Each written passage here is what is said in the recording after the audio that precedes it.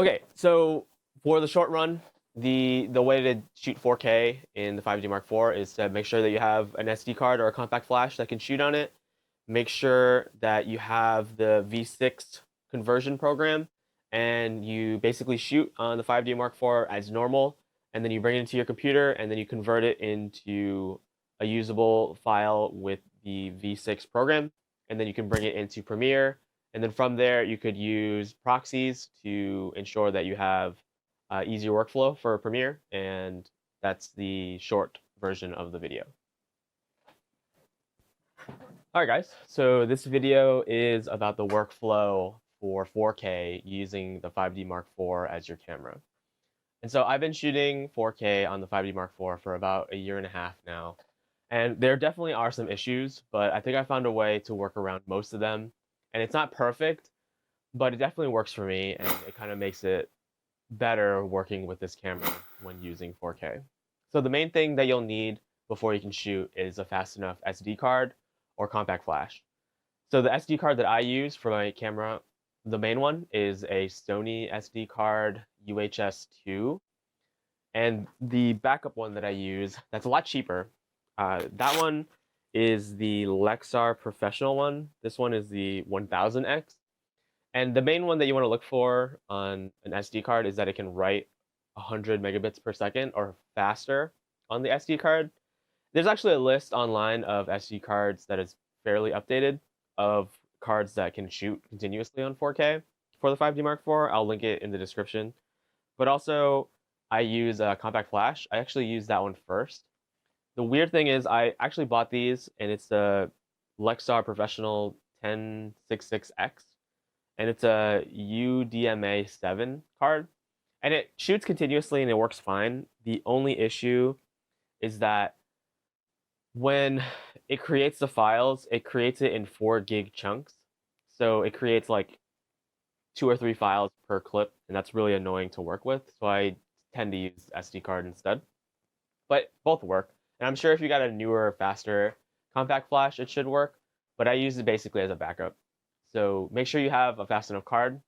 And another thing that you might want, I'm actually using it right now, is a Sigma 18-35 f1.8 lens. So this lens works perfectly in 4K. It allows you to get around the 1.7 crop that happens to the frame when you switch it to 4K. And so I bought this lens specifically just for 4K work, and it works phenomenally. It's really an investment in just 4K video because you can't really use it for photo unless you have an APS-C camera. So it's kind of give and take. It's kind of an expensive lens as well, specifically just for video too. But I've used it. It's quite nice. Maybe I'll do a video on all the workflows for that. But you don't really need it. You can use any of your lenses just cropped in. And some other things that you might need is a lot of software. That there's actually one converter that I use specifically, and I'll show you guys that when we jump onto the computer. But what if you have the card and you just shoot it normally, the files are huge because they use motion JPEG codec. So the files are humongous and they will not play on computers no matter how hard you try. Even with VLC, you have to convert them and you have to compress them so that a computer can run those. The files are like, if I'm not mistaken, it's like, I don't know, like the 4 gig chunks, I'm pretty sure those are like less than a minute each when I was talking about the compact flash.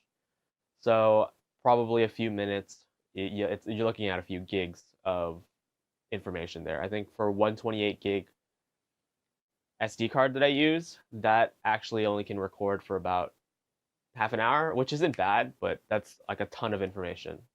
Okay, so you just shoot on the 5D Mark IV in 4K, you get your SD card and you plop it into your computer, and I'll show you guys how I workflow it into Premiere Pro or After Effects or whatever so that I can use it and store it in more effectively. All right, so see you guys on the computer in a couple seconds. All right, guys, so welcome back, and I just finished up bringing the file into my computer here so we can pull it up on my hard drive. So just for reference, the video was about 4 minutes or so, and it's actually about 14 gigs. And so that's kind of the file sizes that you guys are looking to use here when using the 5D Mark IV for 4K. And so these files are huge and they're really hard to work with. So if you try to open it up here, it kind of doesn't allow you to view it normally. It gets really choppy is about and the audio desyncs after a while, so it's actually unviewable. And you could even try and use like VLC, and the same issue will still occur. Guys, so it's even worse. Video is about the VLC. It has no idea what to do. So we want to actually be able to use it here and put it into Premiere.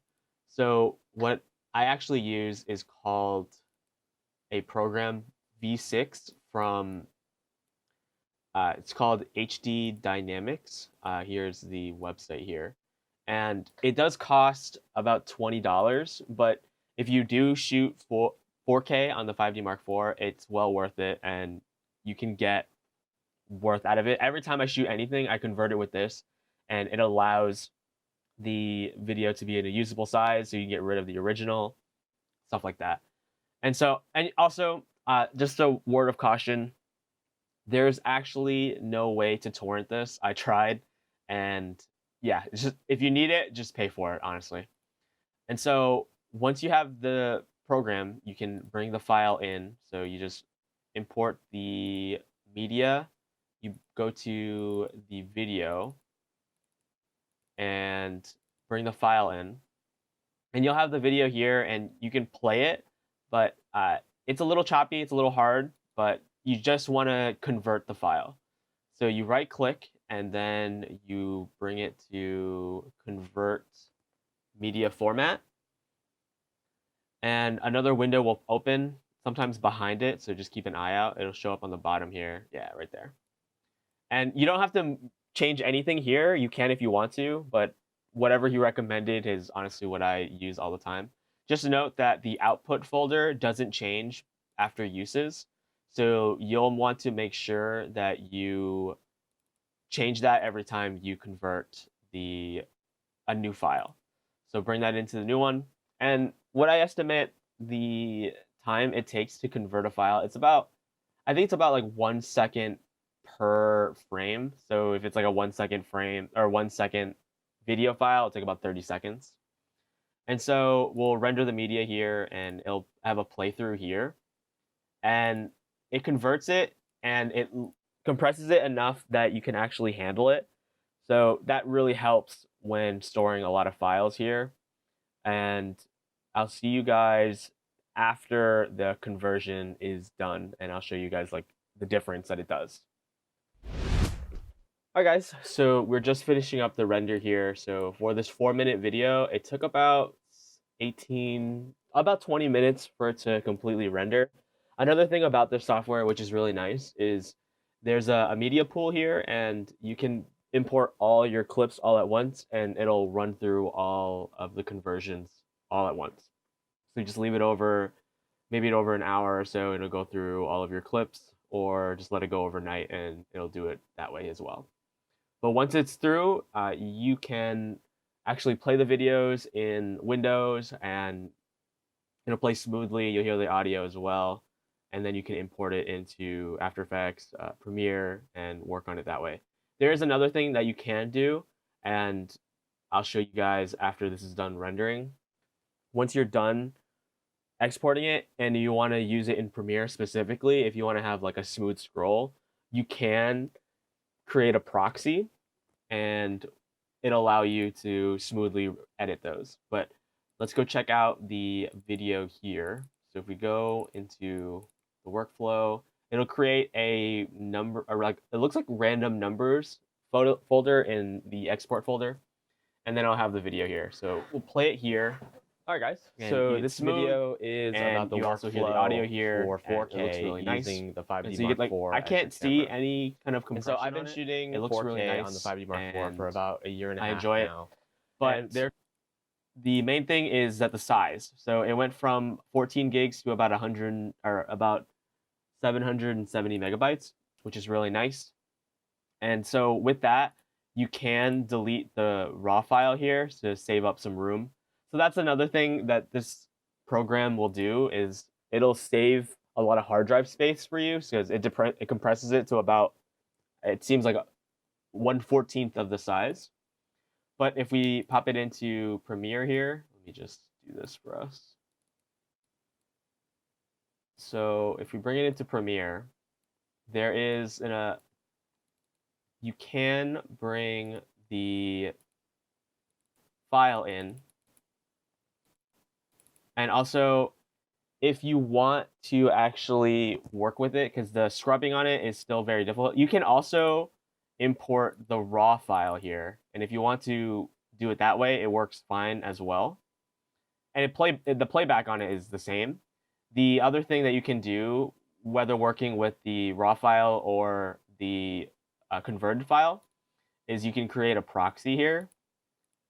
And so if you create a proxy, it'll create a small version of it so that you can edit it smoothly. And that's what I do sometimes, but most of the time I just use the regular file and edit that way.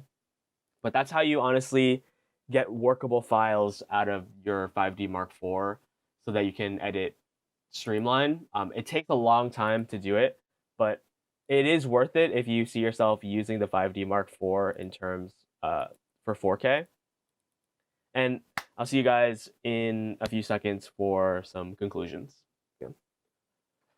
All right, so taking a look at the compression, it does actually add a bit of softness to it, and also you lose a bit of the detail in the shadows. But other than that, I think it's worth the loss in quality so that you can have it in a normal file size and you can store the files normally. And you can actually fix the image post, but that is another step that you might want to take.